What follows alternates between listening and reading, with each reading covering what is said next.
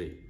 अस्सलाम वालेकुम, मैं हूं आपका होस्ट मलिक सज्जाद। तो नाजरीन, नए बदलते हुए कानून के साथ साथ हमें भी उसके साथ वीडियो बनाने की ज़रूरत पेश आती है, क्योंकि जैसे जैसे कानून बदली होता है वैसे वैसे हम आपको आगाही देते रहते हैं। लेकिन इसमें काफ़ी भी वीडियो बनाने की शायद ज़रूरत पड़े, क्योंकि जो है वो TRC के बारे में हवाले से कई बंदे वीडियोस बना रहे हैं कि सिक्योरिटी वालों ने, इंश्योरेंस वालों ने अपनी इंश्योरेंस महंगी कर दी है। असल में उन्होंने महंगाई नहीं की, महंगाई तो वैसे ही 38% जो है 38% है वो हमारी जो है वो फीसें सरकारी बढ़ चुकी हैं।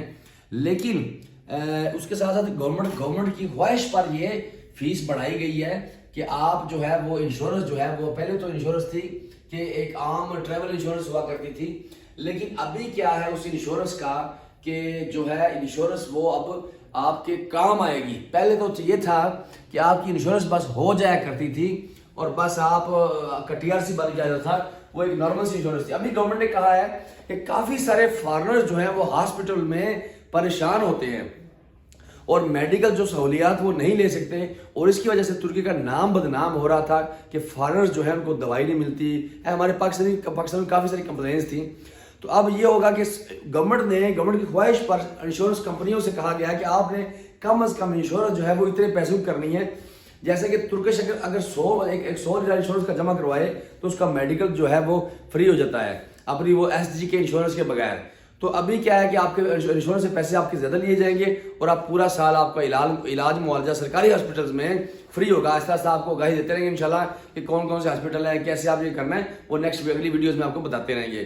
तो अभी जो है वो बड़ी एहतियात करें। जो TRC घर में बैठ के अप्लाई करते हैं, पढ़े लिखे लोग हैं, कहते हैं कि हमें किसी की ज़रूरत नहीं है, हम खुद करेंगे, गवर्नमेंट ने तरीका बताया हुआ है, नो प्रॉब्लम, वो खुद ही करें। लेकिन SGK इसको लगा के तो वो फटाफट अपना काम फार कर देते हैं, क्योंकि दूसरे सिस्टम में जब तक इंश्योरेंस की जो बताई गई चीज़ें हैं वो करेक्ट ना हो तो वो आगे प्रोसेस नहीं चलता।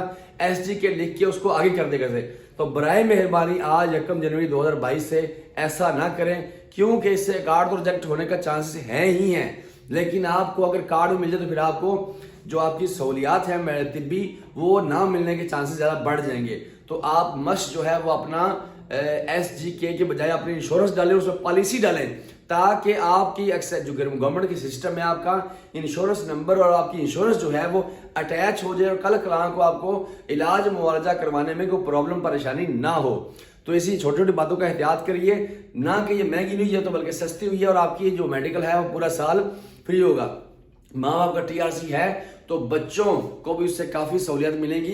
तो जो है ना अभी SGK की एहतियात करें, आज से प्रोसेस शुरू हो चुका है। और जो है वो आप SGK बल्कि जो फॉर्म फिल करवाते हैं वो भी अपना फॉर्म दूसरा पेज खोल के देखिए, उस पर लिखा होगा कि SGK। मैं दिखाई देता हूँ आपको, ये देखिए मेरे पास ये दूसरा पेज जनाब, ठीक है जी।